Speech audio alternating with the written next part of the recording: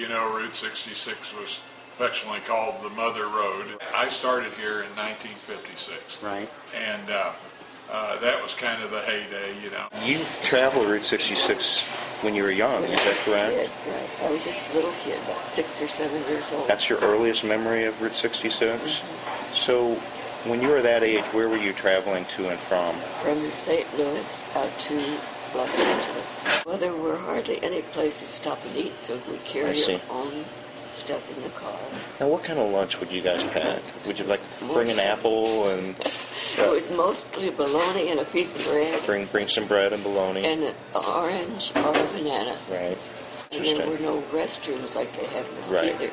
So you just stop by the side of the road and. Yes. And my dad tried to find places where you could go behind a tree or something. Right. As a kid, I didn't realize that everybody was going by our door. I thought we lived in the boondocks. I thought we were as far off of civilization as possible. Right.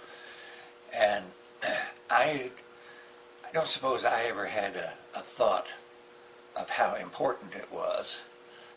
It's a very normal, everyday thing for me because I was raised in the business, raised on Route 66. Right.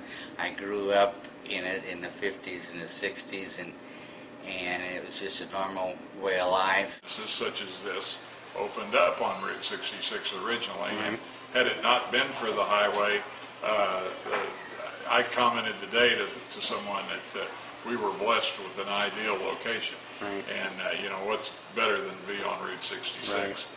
And to be honest with you, it broke my grandfather's heart when they put in I-44 and did away with the old road. Right. He tried to get them to call it I-66. But we reopened the place in May of 2006. Right. And it had been closed about 5 months. Right. It began in 1929 as a business called Munger Moss. And in 1946, when Route 66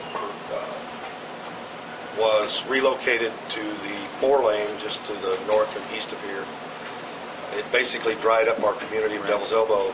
We were just more or less what you call bypassed. Right. So we had the opportunity of either, again, going out of business or starting all over. Right. And the first time that this happened, there was 28 small mom and pop businesses in that particular part that they were rebuilding, and none of the 28 relocated or started over. They just went out of business.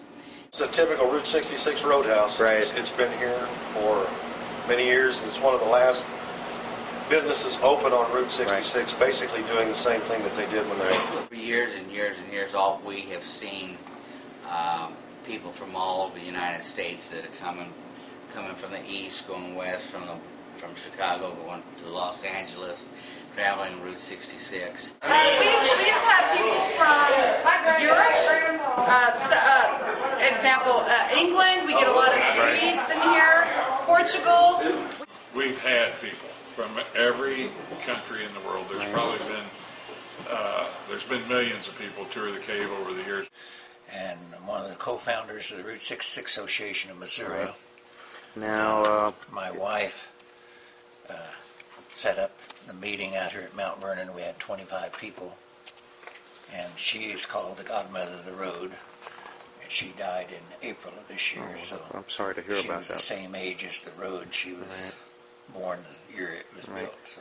Well, I've read about it as the original transcontinental highway, and read of the trials and tribulations of the people that did it, and just been one of those things I wanted to do. Did you travel Route 66 when you were a young man?